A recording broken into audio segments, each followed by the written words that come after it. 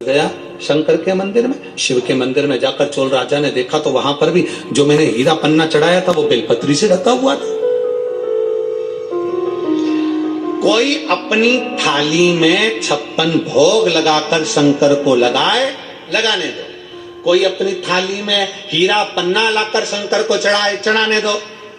पर आप किसी से कर्जा कर नहीं, किसी का धन लेकर नहीं, किसी का दिल दुखाकर नहीं। शिव पुराण कहती आपके पास में अगर चंदन है तो चढ़ा दो। चंदन की भी अपनी सामर्थ्यता नहीं हो तो कहीं भस्म मिल जाए राख, वो भस्म भी अगर शंकर को चढ़ाओगे तो चंदन से प्रबल है। भस्म प्रीता है भगवान, प्रीता। कई लोग कहते हैं भगवान गुरुजी हम शंकर जी को क्या चढ़ाएं? हमने कहा जल चढ़ाओ। तो क्या जल लेने के लिए घर जाना पड़ता है? तो फिर हमारे पास तो वो भी लेने के लिए घर पर से हमारे पास पात्र नहीं, हम क्या करें? हमने कहा शंकर के मंदिर चली जा, 3 बार ताली बजा दे। उसने कहा ताली भी नहीं बजाए तो हमने कहा मुख से बम बम बोल दे तो तना ही बोल।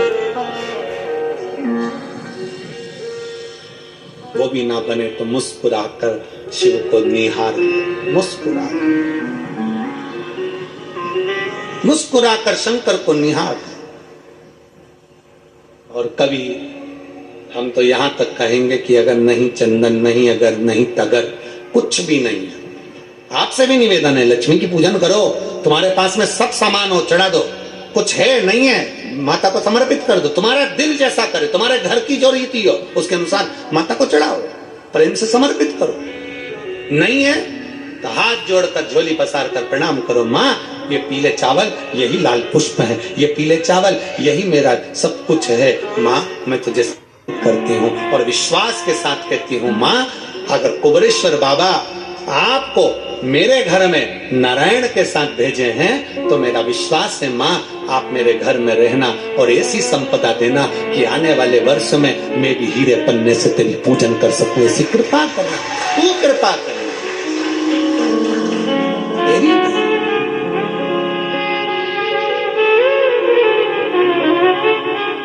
अब हमारी आदत क्या हो गई?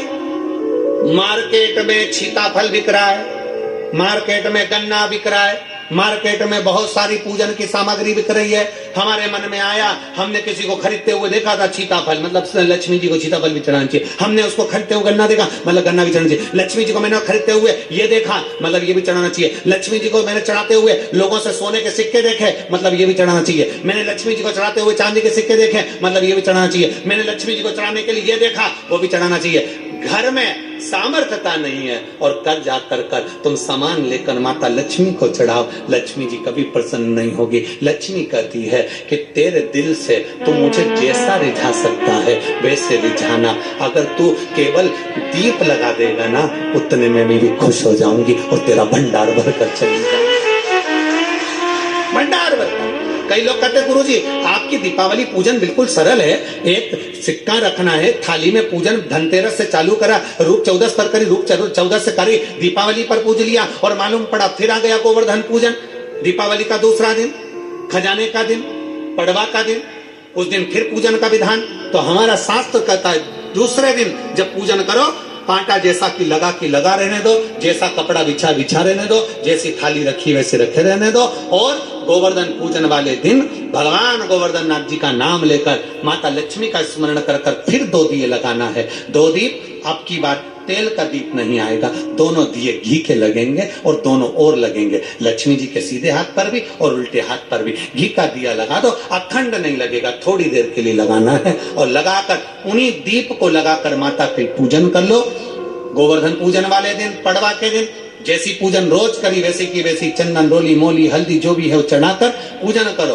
केवल 1 कमल गट्टा, 1 हल्दी की गठान और 1 कमरबेल का टुकड़ा समर्पित कर भाव से प्रेम से भोग लगाकर आरती कर लो। वही 2 दिए से जो रखे हैं उन्हीं 2 दिए से आरती कर लीजिए और माता को प्रार्थना कर अपने घर में रखिए। फिर माता का स्मरण कर झोली पसार कर प्रणाम करो। माँ तू कृपा करने वाली, ये सारी पूजन जितने दिन की कर रहे हो सब शाम के समय करिए, प्रदोष काल में शाम के। दीपावली पूजन का मुहूर्त देख लो, रात का हो तो रात का समय देखकर आराम से करो, पर बाकी की जितनी पूजन 4 दिन की सब प्रदोष काल में करो, सब प्रदोष काल। और माँ से प्रार्थना कर कर, माता को नमन कर कर भाव से निवेदन, और मैंने